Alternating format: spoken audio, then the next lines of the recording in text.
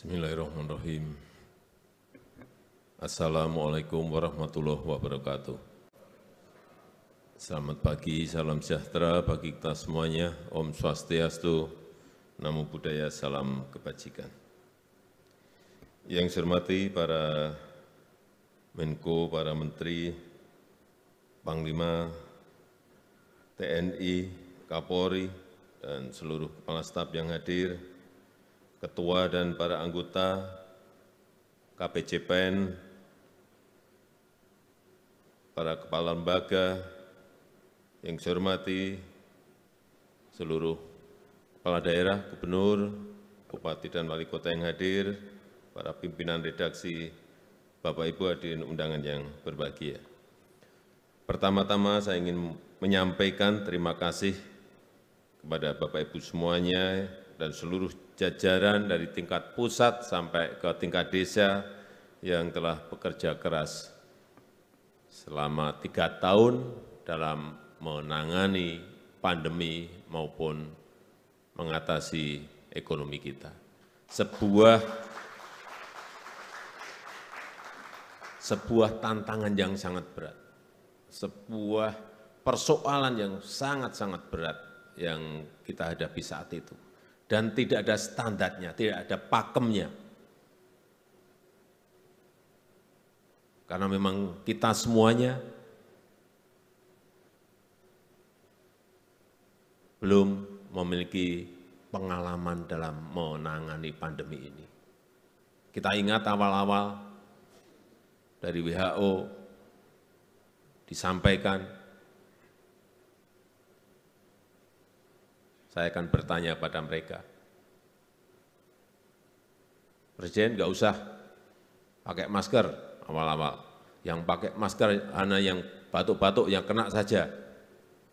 Nggak ada seminggu, semua harus pakai masker.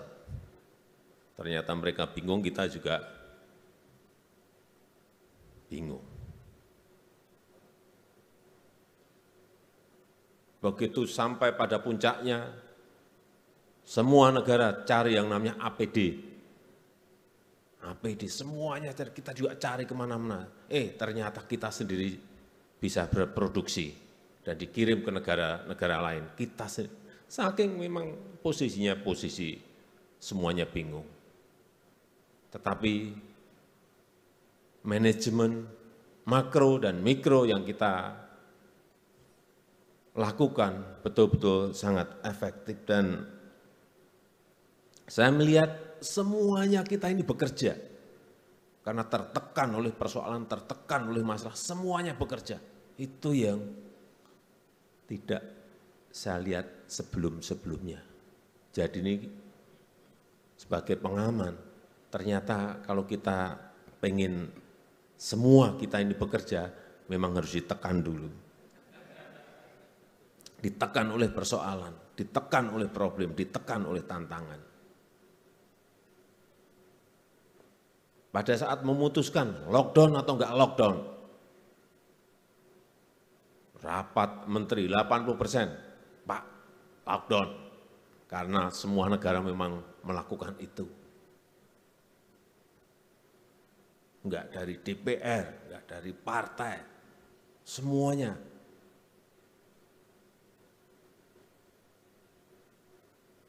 Lockdown. Tekanan-tekanan seperti itu pada saat mengalami krisis dan kita tidak jernih, kita tergesa-gesa, kita gerusa-gerusu, bisa salah, bisa keliru. Coba saat itu, misalnya kita putuskan lockdown, hitungan saya, dalam 2 atau 3 minggu, rakyat sudah nggak memiliki peluang yang kecil untuk mencari nafkah, semuanya ditutup, negara tidak bisa memberikan bantuan kepada rakyat, apa yang terjadi? Rakyat pasti rusuh. Itu yang kita hitung sehingga kita putuskan saat itu tidak lockdown.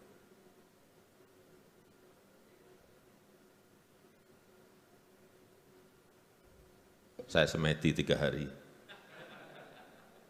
untuk memutuskan apa ini, apa kita harus lockdown atau tidak, karena memang betul-betul sangat tidak memiliki pengalaman semuanya mengenai ini. Dan pada ditekan dari sisi pandemi, pada saat yang sama ditekan juga dari sisi ekonomi. Bayangkan pendapatan penerimaan negara anjlok 16%, pada belanja harus naik 12%, gimana coba?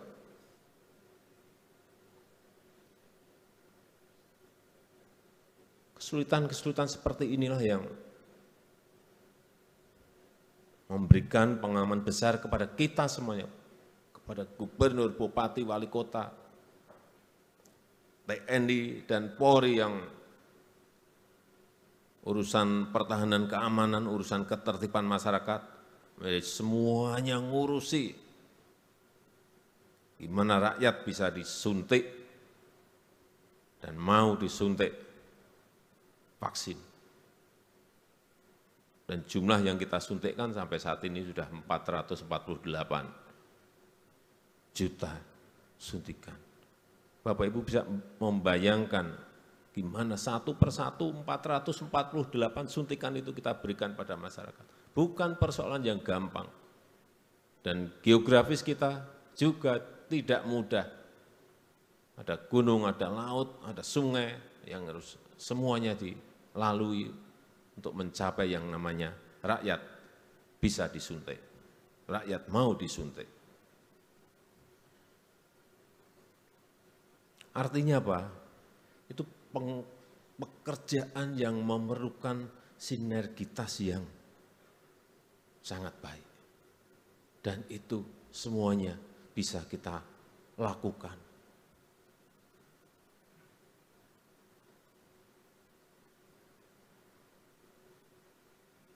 Dan kita melihat TNI dan Polri betul-betul bekerja melampaui tugas intinya.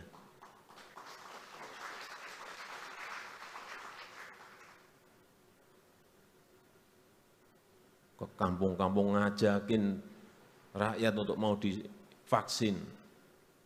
Bukan pekerjaan yang mudah. Dan yang ketiga, melakukan manajemen gas dan rem itu juga bukan sesuatu yang mudah.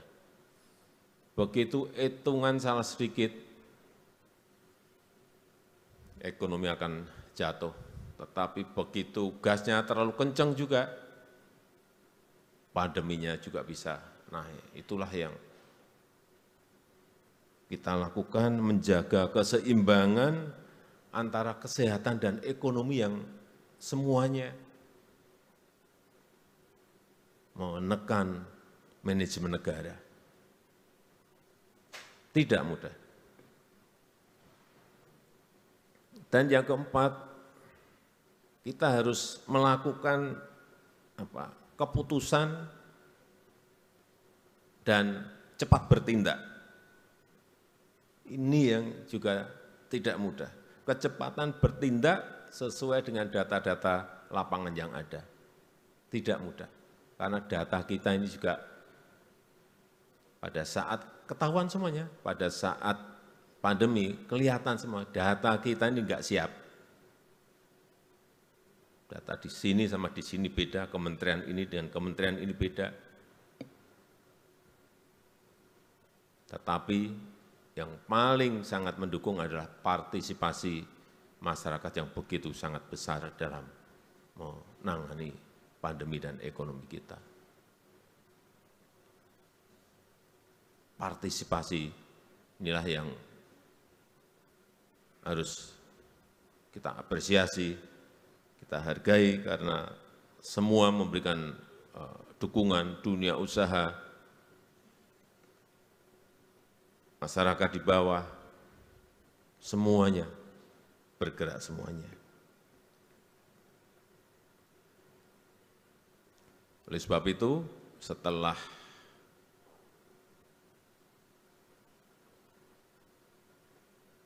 PPKM kita cabut di akhir tahun 2022. Masa ini adalah masa transisi dan kita tetap harus waspada, hati-hati dalam memutuskan kebijakan, utamanya ekonomi yang sekarang ini kita berada pada posisi yang sangat baik. Kuartal ketiga berada di angka 5,72 dan year on year di tahun 2022 seperti tadi Pak Menko Erlangga menyampaikan 5,3, kalau itu tercapai itu sebuah prestasi yang sangat baik yang bisa kita capai. Saya rasa itu yang ingin saya sampaikan dalam kesempatan yang baik ini, dan dengan mengucap Bismillahirrahmanirrahim pada pagi hari ini, secara resmi saya buka rapat koordinasi nasional transisi penanganan COVID-19 dan pemulihan ekonomi nasional tahun 2023. Terima kasih. Wassalamualaikum warahmatullahi wabarakatuh. Mohon berkenan Presiden Republik Indonesia tetap di tempat untuk melangsungkan prosesi pemukulan gong. Mohon berkenan mendampingi Ketua KPCPEN sekaligus Menko Bidang Perekonomian, Menteri Keuangan, Sekretaris Kabinet dan PJ Gubernur DKI Jakarta.